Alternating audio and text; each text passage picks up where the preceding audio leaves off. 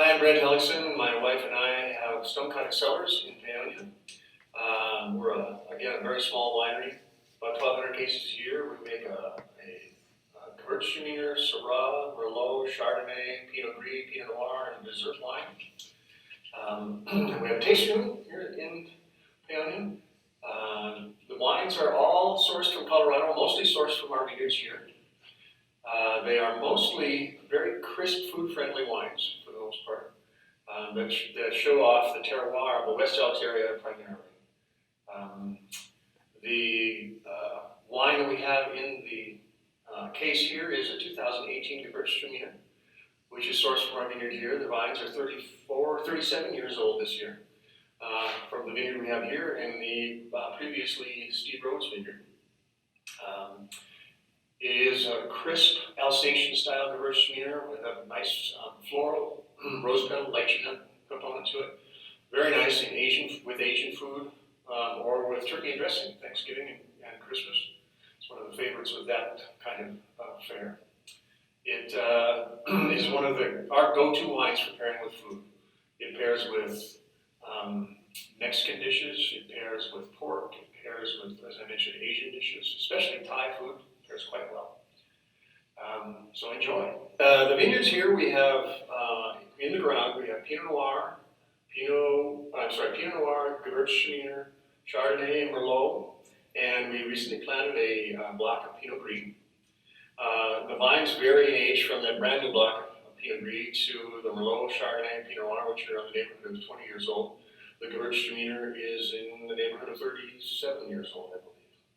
So the Gewürztraminer, some of the older vines planted in Colorado. We farm organically, although we don't pursue the certification. The fertilizer we use on the vineyard is primarily composted sheep manure from the neighboring farm here. Occasionally we'll add pelletized chicken manure as well. The weed control is done mechanically or by hand. There's no herbicide. The only thing we spray on the vines themselves is occasionally sulfur to control powdery mildew, or stylet oil, highly refined mineral oil to control leaf hoppers. So everything is done organically. In some cases, you might even qualify as biodynamically, but I'm not looking for additional paperwork, so I don't pursue the certification. In the soils that we have here are somewhat unique in the world. We have a 4-foot layer of a clay based on the basalt that keeps the Grand Mesa in place. Beneath that is another 4-ish foot layer of calcium-based marl.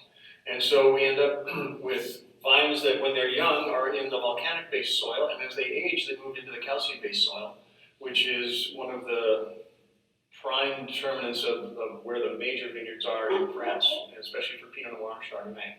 And in some degree in Oregon as well. They like that calcareous soil. In the winery, the philosophy is kind of to start with excellent fruit, keep everything spotlessly clean, and then don't mess with it very much. Allow the grape to produce the wine that it was meant to produce, and not try to manipulate it into something that it isn't. So when we make a Merlot here, for example, out of the grapes that come off from our vineyard, it does not taste like a Merlot from California. If I were to blind taste it, I would guess something from Italy. It tastes very much like a Chianti or a Sangiovese, only lighter. But it does not have the roundness and the characteristics of the Napa Valley Merlot. It has more of the characteristics of the steely edge to it, like an Italian wine might have. And that's part of the fun, is the wine should actually reflect where it comes from and where it was grown. And the winemaker's job is largely to preserve that and get it into the bottle, and not to try to work it over and make it into something it isn't. Okay, Brett. It's always humbling to see yourself on video. In a messy cellar. So I mentioned the Gewürztraminer. It's some of the older vines certainly some of the older vines in the valley here, and some of the oldest vines in Colorado. And partly what that means, as I mentioned, on our soils here, is as the vines age, the roots go deeper and deeper into the soil, and they pass through that volcanic-based soil, down into the calcium and pick up a different set of flavors, a minerality and a spiciness that comes through. And then when we're making the wine, we practice what's called reductive winemaking, which is a fancy way of saying just being ridiculously concerned about oxygen on the wine. And so we sparge everything. Sparging means you flush out the air with primarily argon, which is an inert gas, and that's heavier than air. And so when we move the wine, we flush out all the tank with argon, and we flush out the hose with argon, and we flush out the pump with argon, and we move the wine, and we put argon back on top of the wine to make sure there's no oxygen there, because oxygen is kind of the enemy of light fruity wines. In red wine making, you like to introduce some oxygen into the wine because it makes it adds some character, and it adds stability actually to a lot of things that are going on within the red wine. But in a white wine, mostly what oxygen does is bind up all the things that make it taste and smell nice. And so you strive to keep the oxygen off of it. And so hopefully when you're tasting, if it's not too cold, if you've had it out a little bit, you should taste the classic Gewürztraminer, Alsatian Gewürztraminer characteristics of lychee nut or lychee nut, which is a Oriental delicacy, along with rose petal. If I'm successful, it always smells like that just out of the vineyard. When I'm smelling just the juice, I can smell the rose petal. And my job is to make sure that it stays there and gets into the bottle. One of the things you'll notice too is that the Gewürztraminer that you're tasting now is actually a dry Gewürztraminer. And so a lot of German style Gewürztraminers are 2, 3, 4% residual sugar. If you don't like sweet wines, or a lot of people won't even taste it at the tasting room because they say, oh, that's sweet Gewürztraminer. And so it takes some explaining that this is definitely not a sweet Gewürztraminer, designed for food and complements different things because it is dry.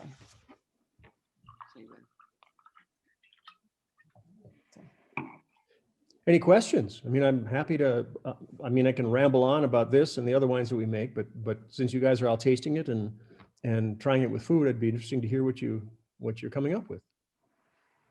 What's your etude or whatever it's called? And how many bottles left do you have? What Jim's referring to is something we call etude rouge, and I'll have to take a poll here. Do you want the marketing answer, or you want the real answer of what's in it? Yes and yes. Okay, etude rouge is it's French for a study in red, or a red study, and it's a blend of Syrah, Merlot, and Pinot Noir. And I'd love to say that we did all these bench trials and we tried all this and that, and this is the perfect blend. It's not that. It is a tank that when I was filling up barrels, if I had too much to fill a barrel and not enough to fill the next one, I put it in the tank. And I did that with the Syrah, I did that with the Merlot, I did that with the Pinot Noir. And then I forgot about it. And so it sat there for the better part of a year. And then when I needed the tank, I decided, well, I'm going to dump this out. I figured on dumping it out anyway. I tasted it, and it tasted really good. So I put it in a barrel and aged it for another 18 months probably. And it turned out really nice. But there was only one barrel. There was one barrel, and so we offered it to our wine club, and I think there are maybe 30 bottles left, something like that, 35 bottles left. It's pretty much gone. But if you want some, you can let us know, and we can ship you some. But it turned out actually quite nice. You can taste all the components, all of the Syrah is adding some pepperiness and actually bringing the acidity down and the pH up. The Merlot brings this black cherry, nice cherry flavor into it. And the Pinot Noir is adding some strawberry character to it. So it has all these layers of complexity, which is sort of fun. Ati, you should go and get a bottle of that or two. Bottle of what? That, what he's just describing, his Yeah. etude red, his etude rouge. Yeah. Well, I thought we'd talk about right now about the Gewürztraminer. I know, but that was a digression. All right, I will. Okay. Pressure Brent, down. I have a question. Okay. What is the history? You know, I'm German, as you know. And what is the history, the name of Gewürztraminer? Because it's a German name. Gewürz means herb, right? Do you know how old this name is and how old the grape is and who? Yeah. Tell me about the history of the name. My understanding is that the history, well, the Gewürz, in this case, I mean, herbal, my understanding is that it could also mean spice or spicy, if I remember Yeah. correctly. Yeah. Gewürz, yeah. Yeah. Herb. Gewürz, and so Gewürz is spice, spicy, and Tramen is the name of a German-speaking village in Italy where the grape originated. So spicy version of the grape from Tramen is sort of the translation. Uh-huh. And it's on the Sud Tyrol, the Italian Alps side, kind of around Trentino, Bolzano, that part of the world. And so it grows in the mountainsides there and survives cold temperatures relatively well. It buds a little bit early. It also ripens fairly early. And so it's well suited to that area. How long has it been there? Since the 1600s, I think, is the first that I know of anyway. So it's been around for quite a while. There are a couple of different versions. There's a white Gewürztraminer. The Gewürztraminer grapes that we have planted here take on a sort of a pinkish copper hue when they're fully ripe. And they're actually the prettiest vines in the vineyard during harvest time, because there's some green still, and there's on the leaves, and there's a lot of the leaves now are becoming yellow, and then the grapes are hanging there, and they're not the dark red or purple that you see in red wine, and they're not the pale green that you see in Chardonnay. They're this vibrant sort of copper, pinkish purple sort of thing. It's really pretty. In some of the literature I've read, there's it was also used as a kind of a blend or blended into Riesling, because Riesling has a beautiful floral component. And so the word they used is that the spiciness of the Gewürztraminer adds a little bit of a backbone to Riesling and just adds another dimension to the Riesling wine. They used to add just a little bit of it in to Rieslings. And if you're tasting wine and you taste that lychee nut flavor in it, it has Gewürztraminer in the blend, because there is no place else to get that flavor. Right. And it doesn't take very much, No. 1% or 2%, and it'll show up in the blend, the flavor of the blend. I have another So- question, because when you say Gewürztraminer, is the Traminer is there a different Traminer, which means, seems to me that Gewürztraminer, there are two different, well, how shall I call it? Two different connections. Gewürztraminer is probably the leading, that's the grape.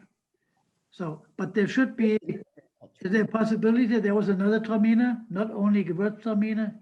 Do you know what I'm trying to say?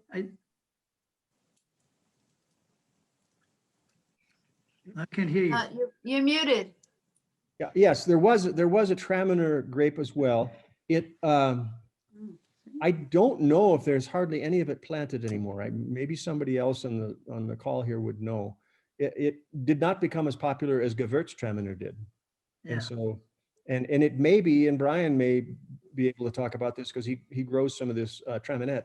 I don't know if it's the Traminette or the Tramin grape that is the base for the hybridization of Traminette, or if it's the Gewürztraminer that's the hybrid, or the foundation for the hybridization of Traminette. I'm not sure. Because it seems to me Gewürz is typical German, but Traminer I think it relates to Italy or some other place. The name of the town. It's not typical German, but it's a combination of things. Yeah, Tramin is the name of the town in Italy where the grape originated. Oh, I see. Okay. All right. Yeah. Okay. Thank you. Question. And, oh, go ahead. You said if I heard correctly in your video, that this vineyard is 37 years old. So is it one of the first in the North Fork Valley? It's one of the oldest in the valley here. Uh-huh. I don't know. Terra Creek was planted. No. it No, wasn't. this was planted before Terra Creek. About the same. I don't know if the old Steve Rhodes vineyard was planted a year earlier or not. I don't know for sure. But So some of the oldest in the state, in the valley here. and even some of the oldest in the state. There were some vineyards that were planted in the Palisade area back in the late 70s, I suppose, early 80s. I don't know if any of them are still producing or not. And so it is some of the oldest in the valley. And kind of an And how long have you owned the Stone Cottage? We You've bought been working the farm here in 1994.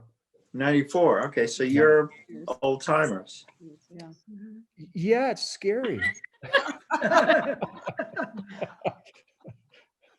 Yeah, one of the interesting Sorry. things too about our vineyard is that it was planted at the same time as you saw Steve and Jamie last week of Storm Cellar, and these two vineyards were planted at the same time by Plum Creek.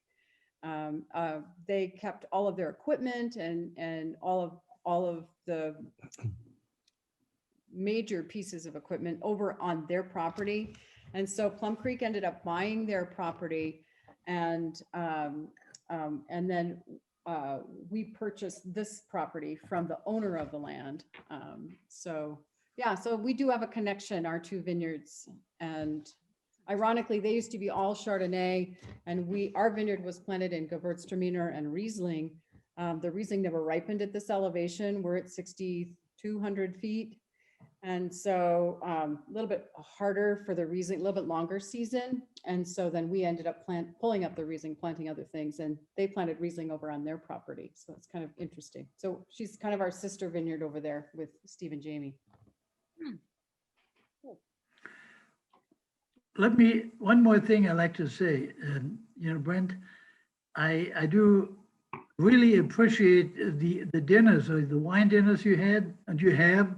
And last year I went all by myself, and I was sitting at a little all by myself, and here comes Brett Barker, and he let me join him and his group. And 2 or 3 years ago, I took Barbara and we had dinner there, and it was really nice. And I hope you continue doing this. Of course. It's a beautiful place, and a beautiful avenue to tell us about the wine and your products. Really great, right, Barbara? Yeah, I enjoyed it very much. It was a very cold night in September, I think, and I was shocked how cold it was. But I have a question. Speaking of the terroir and you said, did you say calcium? Yeah. Isn't that good for Sauvignon Blanc? And it doesn't hear, so far I haven't heard in our 4 weeks, anybody talking about Sauvignon Blanc. There was some Sauvignon Blanc planted over at Storm Cellar. I don't know, but I think it has been infested with phylloxera, and they may be tearing it out and replanting it. And I don't know if they're planting on rootstock.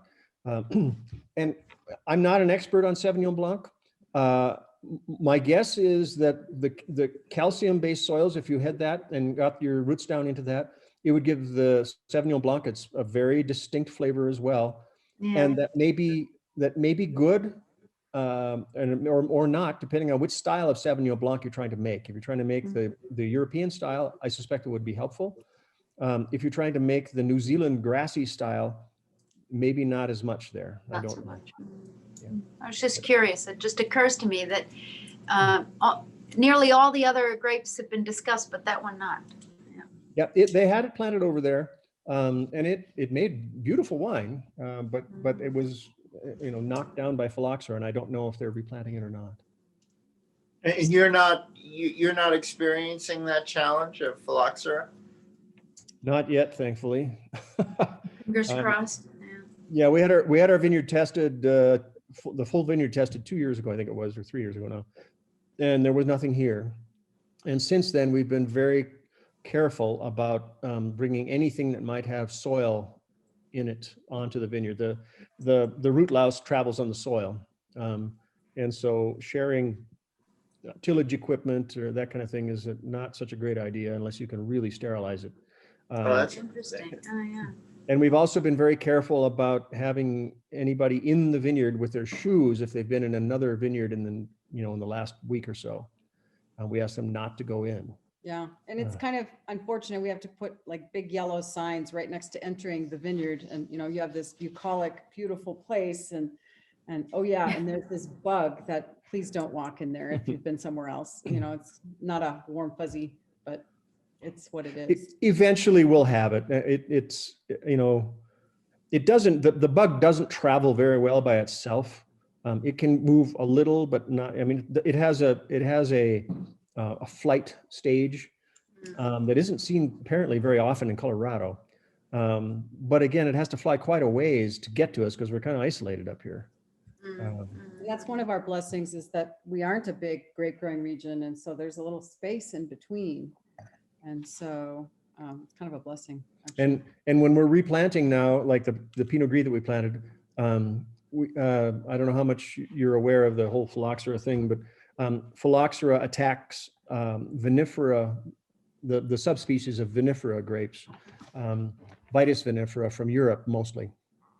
And the grapes that were resident in the United States here in the American continents, the Riparia and a number of other ones, are resistant. They're not immune to it, but they don't seem to care that their roots are being chewed on by these little things.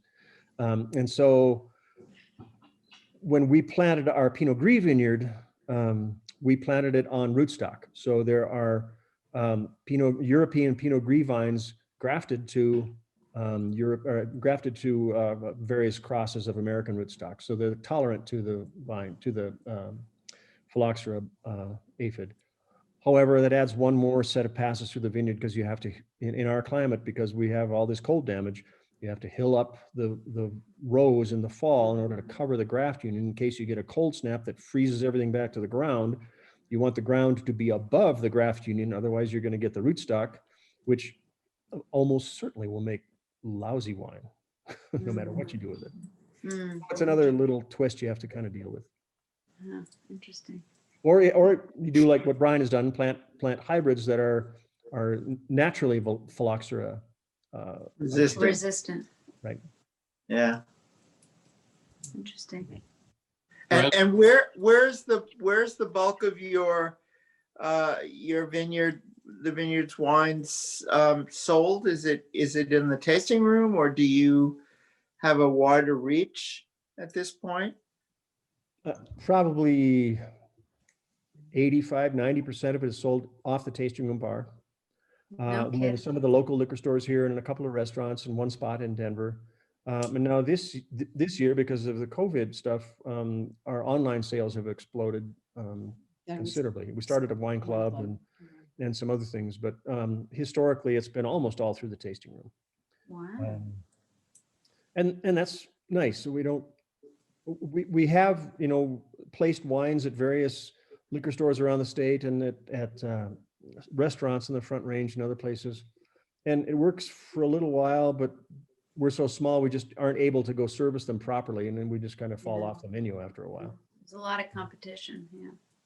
And by service them, you mean to keep a steady supply of Talking to the. So someone has a bottle of your wine on the menu one night and they come back 2 weeks later, they may not find it again. And that's what you mean by service. Right. Unless you show up and make sure that they've got the wine that they need, and you got to travel around to all these places and we just don't have the capacity to do that. And to be honest, it's hard to hold back wine to sell it at wholesale when you could sell it all at retail at the tasting room. Yeah. Well, got that problem. It's not a bad problem to That's have. interesting. That's good. Yeah. And this year we did have a place in Denver that started selling our wines. And so, we do have one spot there, but primarily this summer, and I think all the wineries probably have said the same thing. I haven't been to all the tastings, but we just had a really good summer because we are so remote and because we have room outside. People just love to come and just taste it here and buy it here and then go home. And it's just, we can distance everybody really easily. So during COVID, it's actually been a really good thing so far for the wineries. Our tasting room traffic was up by 30% over last year. So I have a question about the tasting room during COVID times. Here in New York, this summer we went upstate we didn't go to wine tasting. Actually, what's interesting, this is a little bit of a digression, but we went up near the Finger Lakes and we were so interested to taste Finger Lakes wines just to buy a bottle at the liquor store. And we went to 2 or 3 stores and none of them carried Finger Lakes wines. They kind of shunned it. I don't know why. Anyway, we went to beer places instead because you can't have wine, you go to the brewery. And in New York, in order to have a glass of beer, you have to, Cuomo said, during COVID times, you must serve food. And the food they served was popcorn. That was the minimum. You could have popcorn that satisfied the need to serve. Is the same the case when you're doing your tasting rooms? You have to serve food with Yeah, but popcorn doesn't cut it here. Yeah. Yeah. Well, technically it really doesn't here either. They called it Cuomo corn. Cuomo Oh, corn. nice. Yeah, in Colorado. And they really, I mean, it was They sort made of, a joke about it. well, Yeah. and the thing about it is that you had to be tuned into it, because when you walked up, there was always a big food stand. Or if you looked at the little signs, you knew that if you went around back, you could, in the window, you could get your cup of beer and they would sell you some Cuomo corn for $1. So it was a very interesting. So you have to serve food with your wine? You have to have food available. They don't have to buy it, but you. Oh, really? Oh, That's interesting. I'm not sure what the rationale was exactly, but I think what it was is that at the time they were putting this together, the administration, the state administration here was just buried. I mean, they were struggling to figure out how to handle all this stuff. And so we just got thrown in with, well, I think what they said is, if you can look like a restaurants are at the top of the list, and then you can go ahead. If not, you're going to have to wait, 6 weeks or 8 weeks until we get to the winery. Okay. Well, and So- and we didn't want to be put into the bar bucket, basically, because the bar bucket Yeah. closed. Yeah. Right. And so, Yeah. so we're in the restaurant bucket, and yeah, it had to be a meal. I mean, they used the term beer nuts. That was our, Polish Beer nuts. nut. It couldn't be that. Had to be more than that. It had to be a meal. And so, Oh, so okay. we did Yeah. charcuterie. We actually had a local caterer and did, dips and cheeses and meats and bread and local Oh, but food. that's nice. That's very Yeah. And nice. that's pretty classy. So we'll tell you that you may have heard us. We did eat it with we drank this with Thai food, and it was really quite good. Oh, Oh, yeah. good. It was a nice match. Oh, good. Good. Excellent. Okay, I got regarding the Sauvignon Blanc question. This just came in from Jamie Henderson. Oh, good. Update. Are they growing it? They are not. The final vintage from that 1 acre plot was the 2019 vintage, which is sold out. Oh, Are you replanting?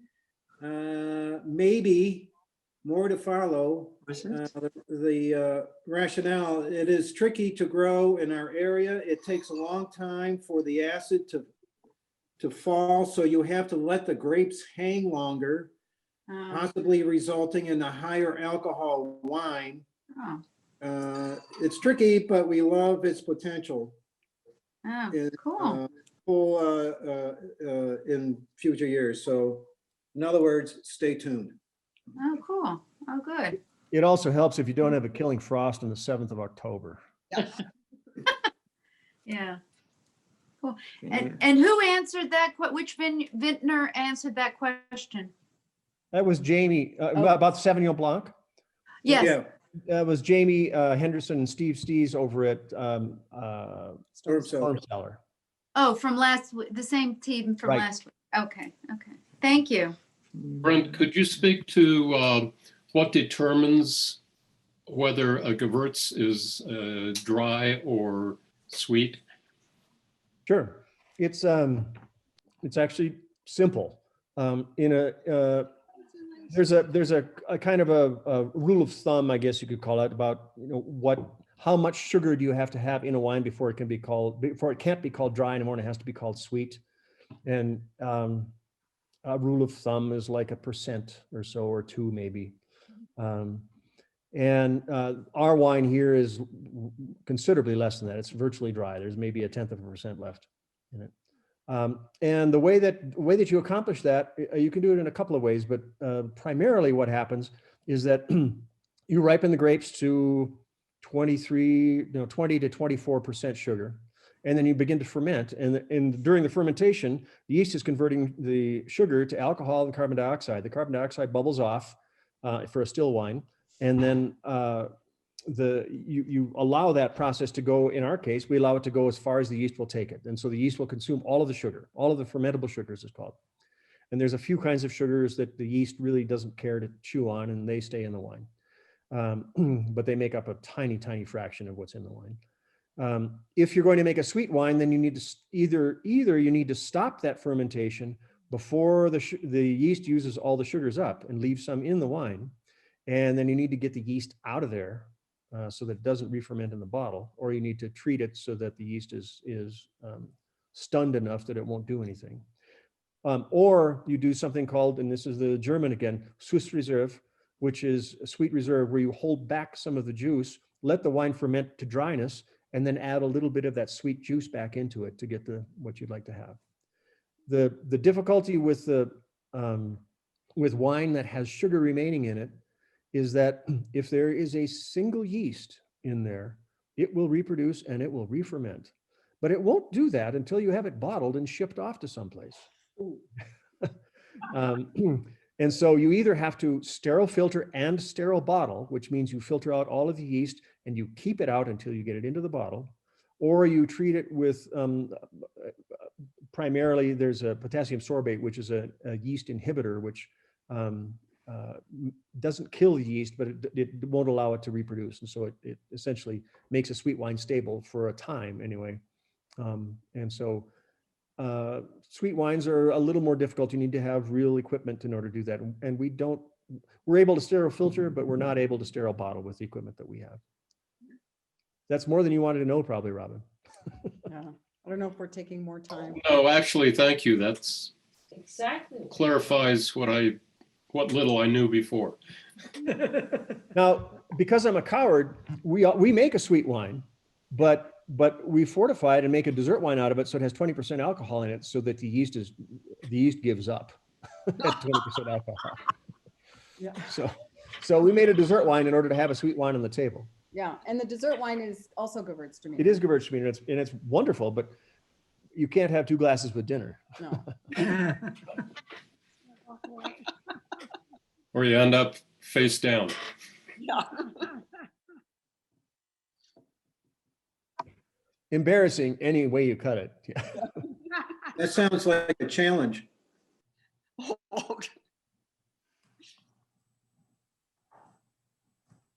Well, does anyone have any more questions for Brett and Karen?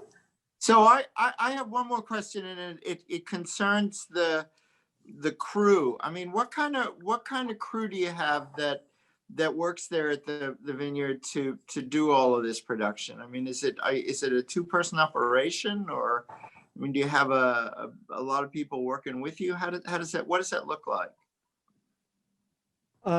You're looking at most of the crew here. Yeah. We also have one person that works in the vineyard all summer long for us, and then we hire help in the tasting room. We didn't for a number of years. We did it all ourselves and our family, our kids, but they had the temerity to grow up and go to college and stuff. And so. And look for the wine to be shipped to them at Christmas time. Yeah. Right, exactly. And so we have in the summer, we probably have 3-ish full-time people, full-time equivalents. And then at certain points in the season, we'll sometimes have 15. Harvest is not that crazy. We maybe have 6 to 8 at harvest time, but there's a time kind of in mid-June in our climate here anyway, where we do something called suckering, where the vines push all kinds of growth from their base of the vine on the ground, and you have to cut that off because you'd like the vine to expend its energy up in the canopy where you're trying to ripen grapes. Right, it's like growing tomatoes. You get Same thing. rid of all the Exactly. suckers. Exactly. Yeah. And so they don't really come out until the first part of June. And you got to get them off before the end of June. And so Quickly. that's not something that 2 or 3 of us can do. We just can't get through the vineyard. So we'll hire some people to come in, usually migrant labor that was working in the peach vineyards here, or peach orchards, and they have a lull in there kind of between cherries and peaches. And we have them come up here, and 15 of them go through the whole vineyard in a day when it would take us a month. So, but for the most part, and then during the winter, it's just the 2 of us pretty much. Yeah. Thank you. Very good wine, Brent and Karen. Well, thank you. Thank you. Yeah, let's get the other one. It's so interesting. We're learning so much, different things every week. It's incredible that there's so much to learn about the wine business. You wouldn't realize that. You gotta be in my shoes. I feel like I'm just a complete ignoramus. I have no idea what I'm doing. It should all turn to vinegar every time.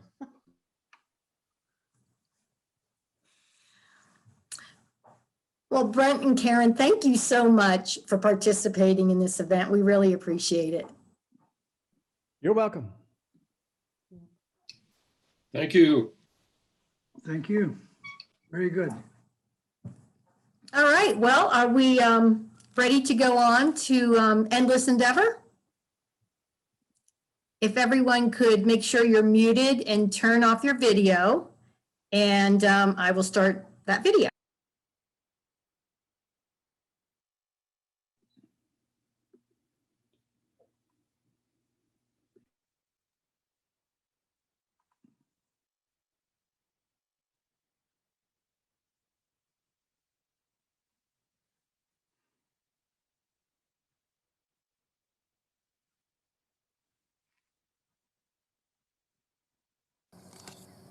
Welcome to Endless Endeavor Winery. I'm Brian, and my wife Cindy and I operate this winery. So thank you very much for participating in the Blue Sages wine sale fundraiser. So I'm in my vineyard here in our winery, and it's about 1 acre of grapes. It's all North American hybrid grapes, 5 different varieties. So my theme for my winery is where the old world meets the new world. So I have old world European vinifera wines that I purchased from Palisade, all Colorado grapes. But then in my own vineyard here, I've got the new world North American hybrids. The advantage of the hybrids are they're cold hardy in case there is a harsh winter, and they're disease resistant. So, and they also provide different varieties to give people taste of different types of grapes. So I'm standing here in front of our Petite Pearl grapes. Very cold hardy hybrid. These will survive 25 to 30 degrees below zero. And they also are resistant to many diseases like powdery mildew, downy mildew, and even more important, phylloxera, the little bug that gets in the roots of your vines and can kill them. So these are very unique. It's a very unique hybrid, quite new, 10 years old since they've been planted. Small little bunches of small, petite, dark grapes makes a very inky and fruity wine. So, and the wine I've offered in this case you purchased was the Petite Petite. It's a blend of 50% Petite Bordeaux, which is a Bordeaux Old World wine, and 50% Petite Pearl from my vineyard. So I call this wine where the old world merges with the new world. So the Petit Verdot grape, the little green one from France, originally from Bordeaux, it's called Petit Verdot because it's a late ripening grape. That's why it's green. They call it green. Doesn't mean it's a green grape. It's just acidic when it's harvest time. So they use a small amount of this grape to blend in Bordeaux because the grape provides a lot of tannin, body, and structure. But lately they've been starting to grow this grape in warmer climates where the grape ripens all the way and gets the acidity level down to a normal type wine. And so the single variety Petit Verdot is becoming popular And the Petit Verdot really blends well with the Petit Pearl. These grapes here, which have a very similar acidic profile, but a little bit more fruit.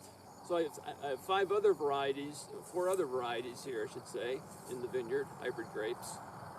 All the latest hybrids, which are challenging, or providing grapes that make wines that are similar to the French grapes and allow winemakers in the United States, and particularly the northern states, to make very nice wines that can compete with, your typical European wines or wines from California that use European vinifera. So I hope you enjoy the Petit Petit.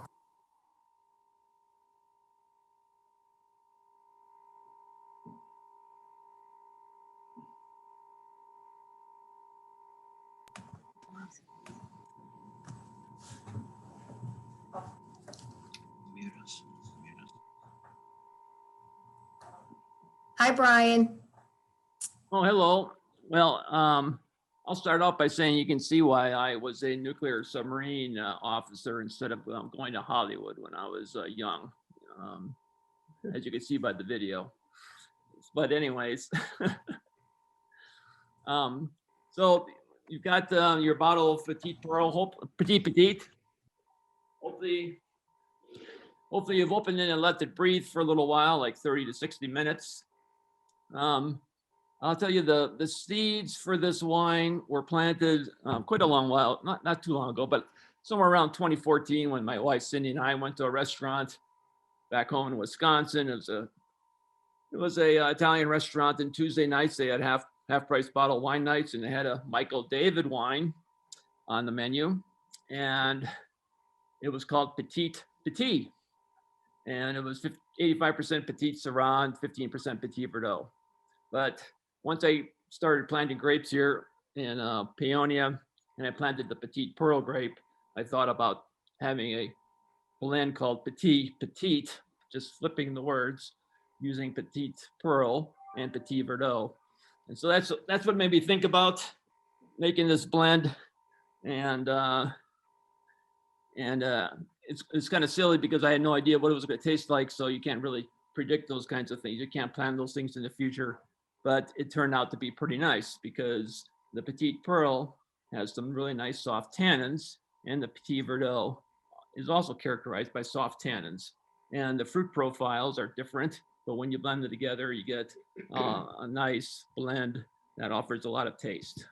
So one thing I'll just start off by telling you, warning you maybe, or else relieving some of your anxiety. When you uncork this, especially I store all my bottles upside down in the cases so that the corks stay wetted.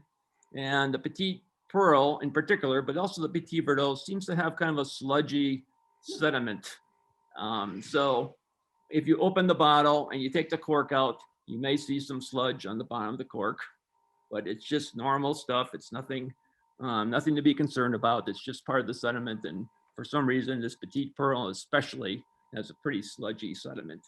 And it's also a fairly young wine. It's a 2019, so it hasn't had a time to settle out prior to bottling. So just wanted to give you that warning. Doesn't affect the wine at all. Kind of Brent mentioned this as far as filtering. I'm a small winery, very boutique winery, 300 cases a year. Is my plan. We're only been in business for 2 years, so we're not quite up to 300 cases yet, but we had a pretty good year, as Brent and Karen did as well this past summer. So it's pretty hard to justify spending a lot of money capitalizing on a lot of equipment for sterile filtering and things like that. And then the other part about sterile filtering is that any kind of filtering also does take out some aromatic components out of your wine, no matter what you try to do. If you're taking out some of the yeast or taking out some of the other sediment, you're also taking out some of the aromatic components of the wine as well. So try to go more natural wines. So I don't know if you've all had a chance to taste this. I have a hard time personally characterizing this wine. Brent mentioned that something about his experience in wine and kind of saying that he's not that experienced. Well, I've had like 3 or 4 years compared to his 25. So I kind of learned this all on my own in the last 5 years for the most part. It's been very interesting and rewarding. But a friend of mine who's in the wine business said, if you're doing a winery and growing grapes, you're going to school every day. And that's the case. And I'm still learning. I'm sure Brent is still learning too. It's just things pop up that you just didn't know. So does anybody have any comments on the wine?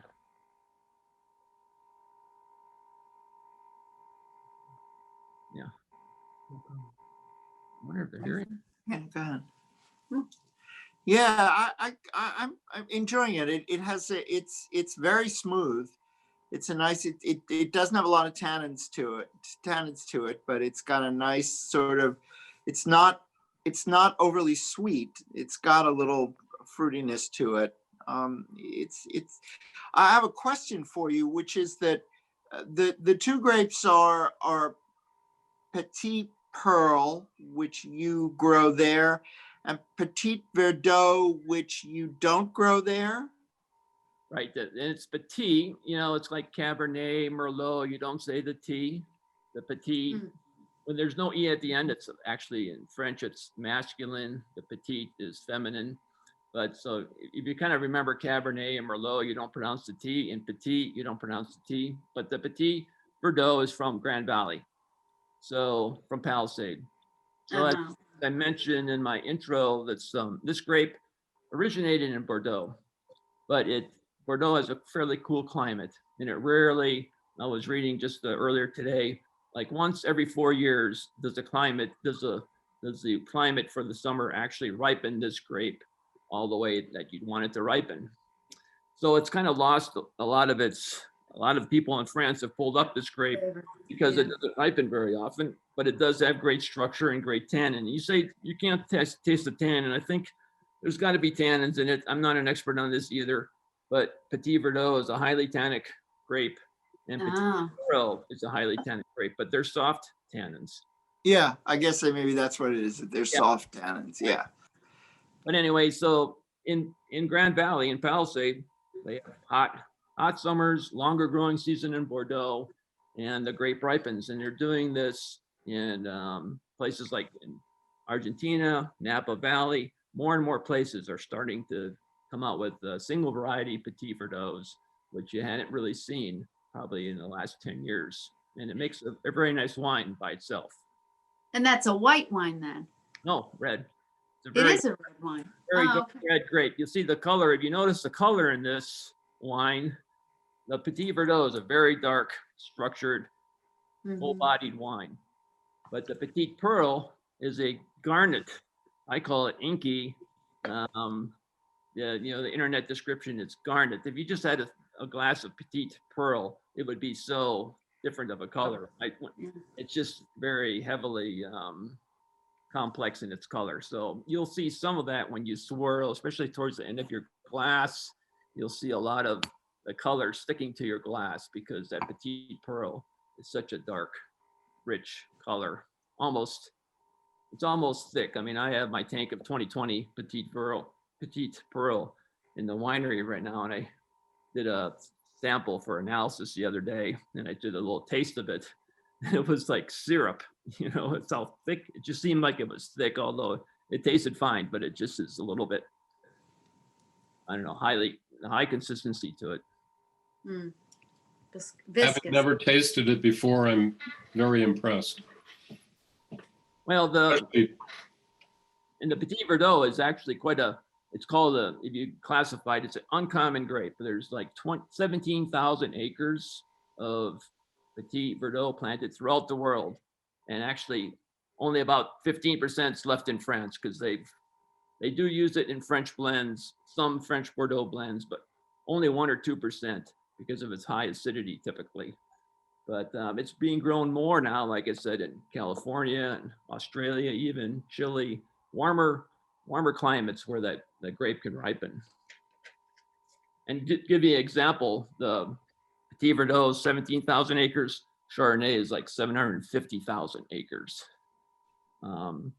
So And what Syrah is 456,000 acres. So it's a very uncommon grape, but it's becoming more popular now. Great. Has a great nose. Well, thank you. Brian, I like this very much. But if you wouldn't mind, would you tell us a little bit about your other offerings that you have? Because I like some of them very much as well. Well, certainly, I mentioned I do get some vinifer from Palisade to round out my wine list, my tasting list, because some people like Chardonnays and Merlots and things like that. But my hybrids that I've got growing are really, I have Traminette, and Brent talked about this a little bit later. It's a hybrid grape. It is 50% Gewürztraminer and 50% North American sourced grapes. Gives it a higher, a better temperature, cold resistance, cold hardiness. Not quite as good as some of my other 4 hybrids because it is 50% Gewürztraminer. So, and even though you have a good cold hardiness, like some of these grapes, I think Gewürztraminer, the Traminette will probably go down to 15 to 20 below zero once they're acclimated. But they have to be acclimated just like vinifera has to be acclimated. So when you have a hard freeze, I've got a better shot at my grapes surviving than a vinifera, but they still get stressed because if they haven't had a chance to acclimate with some cooler temperatures on the way.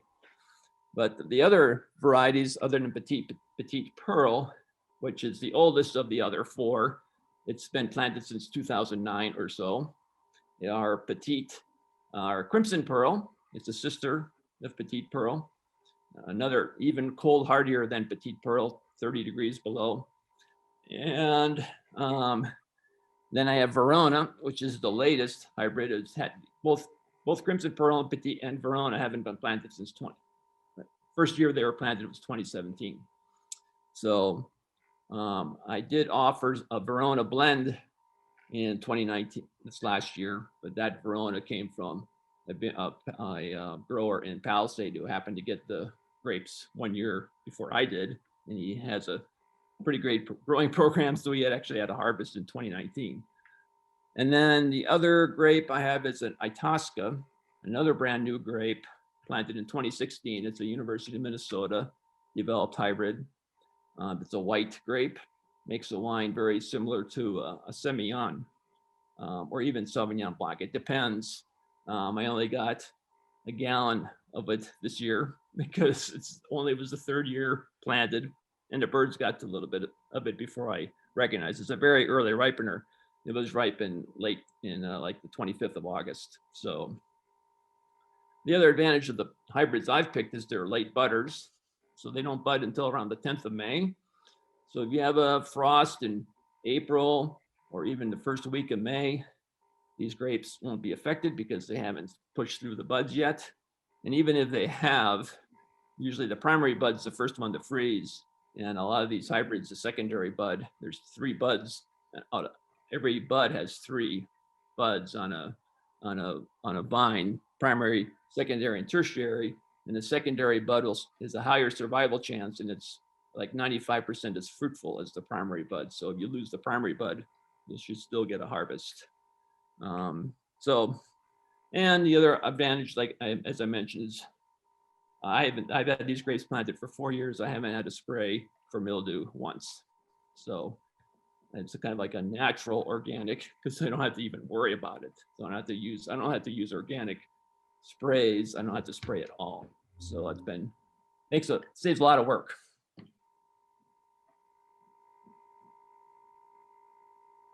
Brian, this is Ralph D'Alessandro. Do you have any plans to make just a straight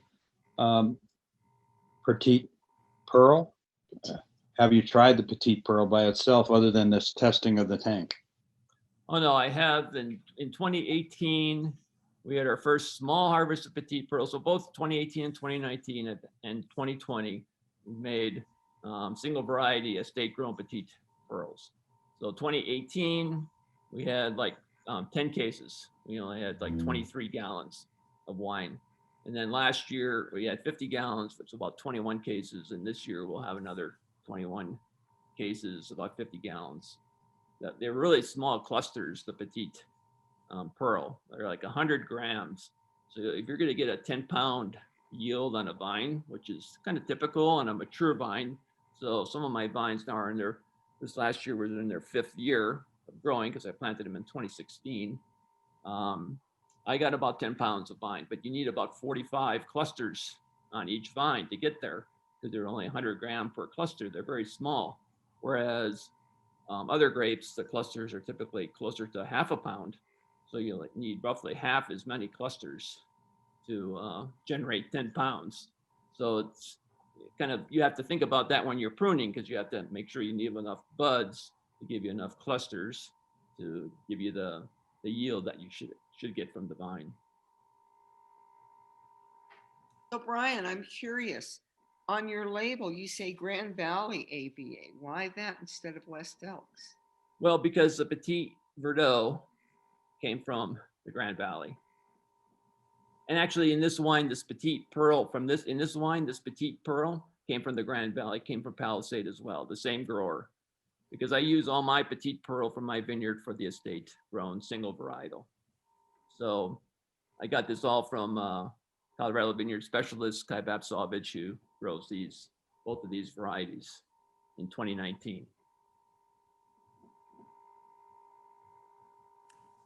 Brian, if you were going to, if someone new was going into the business, what is the first tip you would tell them? Oh boy. Well, ask a lot of questions. If anybody you know that knows anything. I did a lot of reading. I did things in the periphery for 10 or 15 years before. Like I volunteered to harvest grapes for wineries, vineyards that were close to where I lived. And, but really it's just, and I had some good books to read. It's not exactly rocket science, but it's pretty close. I mean, and we've had, I'm not going to say you're learning all the time and sometimes you make mistakes and you learn from your mistakes. The key thing is to make sure you're open-minded enough to not think that you know what you're doing all the time, because it's likely you don't, or at least you're missing something. So we've had issues sometimes, struggles where we learn where we had a little bit of residual sugar left in our wine, you bottle it, and sure enough, 3-4 months later, you open it and it's fizzy. So then you have to recover from that. So that's a disadvantage of being a small winery, being a small boutique winery. It's hard to afford a sterilizing equipment to try and get rid of all the bacteria, all the yeast out of your wines before you bottle them. So like Brent said, if you got yeast in your wine and there's any sugar left, it's going to ferment.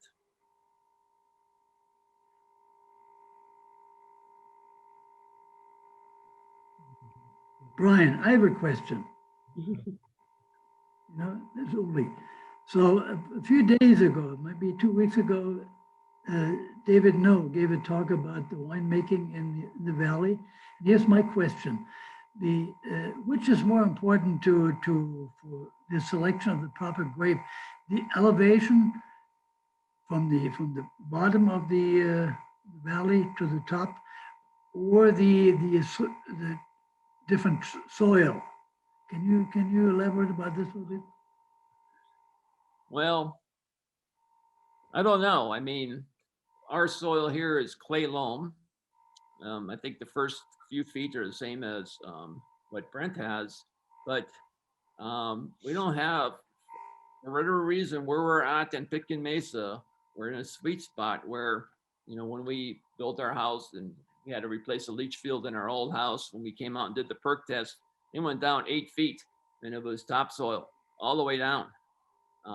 You go 200 feet, you go 400 feet down Pitkin Mesa towards town, and you hit caliche at 1 or 2 feet, the caliche layer or calcium, and you go up. You just go over where Thompsons live. You just have to go and look at their house. They got all these rocks that they had around their property, around their house. They had all these big rocks, and we have very few here for whatever reason. I don't know. If you go up the hill, you hit caliche too. So it's good that it's loam, because you don't want water standing in any place you plant a vineyard, because you want the roots to go deep.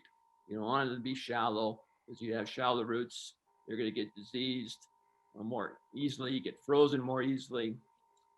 But every soil is going to give you a different character of wine. So I haven't been around enough, or I'm not smart enough to know the difference between what my wine, the terroir for my wine with clay loam, how that's going to compare to Brent's or others like Storm Cellar, where they have more calcified soils.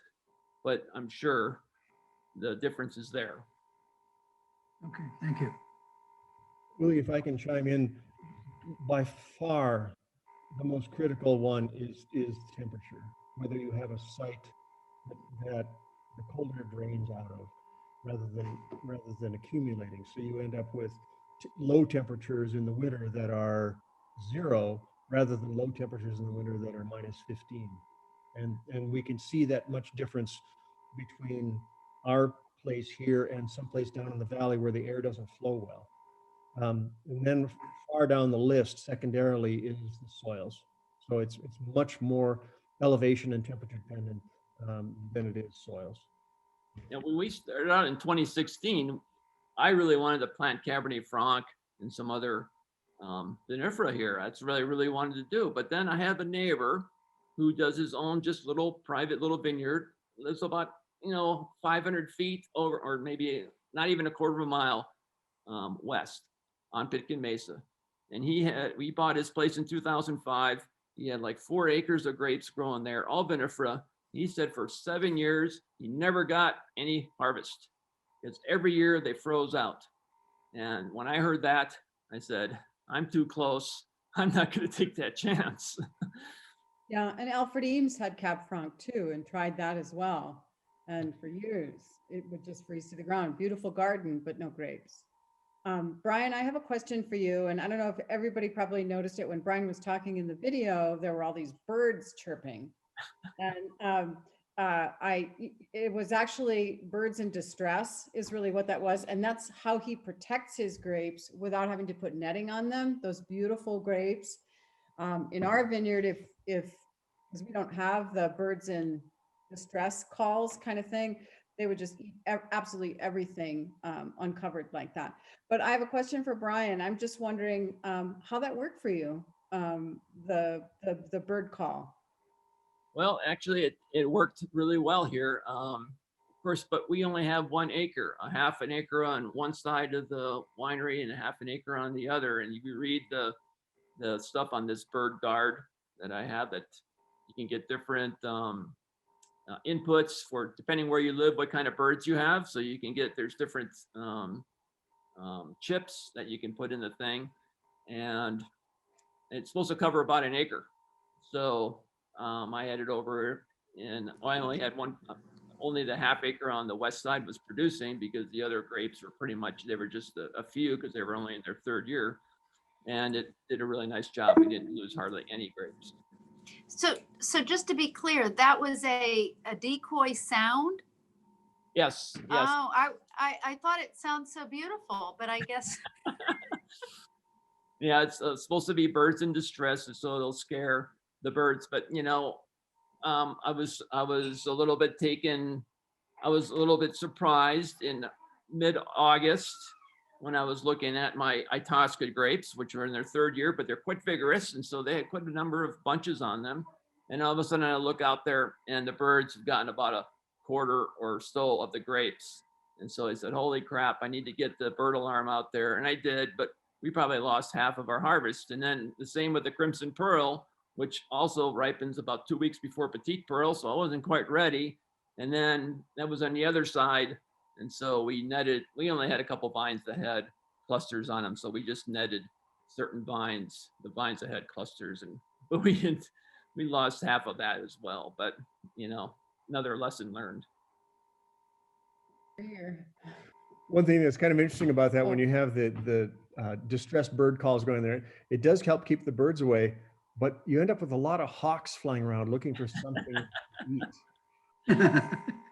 And yeah, if you're at close neighbors, they're not too thrilled either. Because that thing goes on all sunrise, 8 o'clock in the morning till 8 o'clock at night.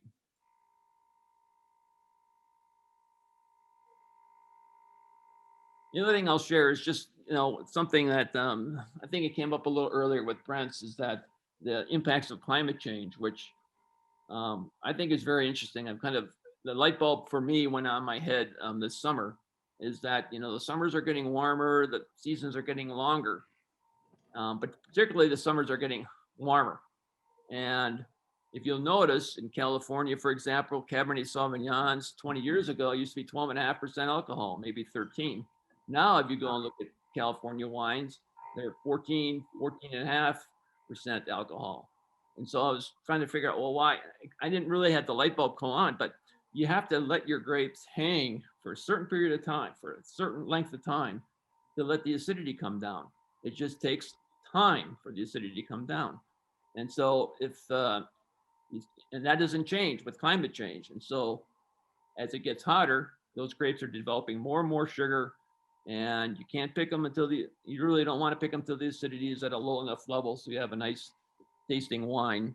And so as a result, when you do harvest, your sugar content, your bricks is higher, you're going to end up with higher alcohol wines. And that's what's happening. And that's why they're talking about Cabernet Sauvignon and Merlot may soon be being grown in Germany because of that because of climate change. They'll move to a cooler region where you're not going to get so much alcohol, so much sugar generation before the grapes fully ripen. So the higher alcohol level will help us all cope with climate change because we'll all be totally blonde.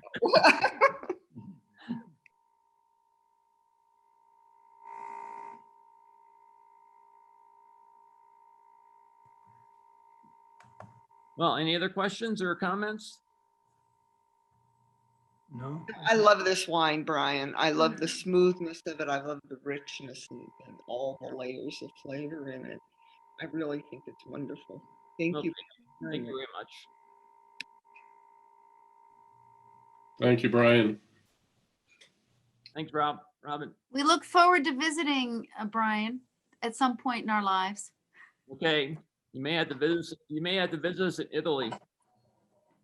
I hear. Well, that's okay. We'll do that. Oh yeah. Where? We're looking at Abruzzo. I think you had a family the outing in Abruzzo, so that's the area we're looking at. Oh, cool. Well, that sounds like fun. 3 years ago? 3 years ago? Yeah, almost 3 years ago. Yeah. Yeah, pretty close to it, yes.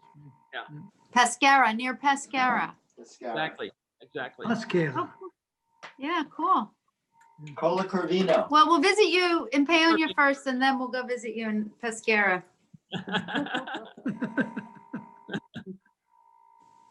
Well, Brian, thank you so much for joining us. And thank you for all the work. Brian really coordinated everything with all the wineries and getting the wines together. So the Blue Sage really appreciates it. We couldn't have done it without you. So. Oh, it was fun. I enjoyed it. Yeah. Thank you. And I enjoy these Zoom tastings. They're great. I've been listening to every one because I learned so much. It is so much to learn.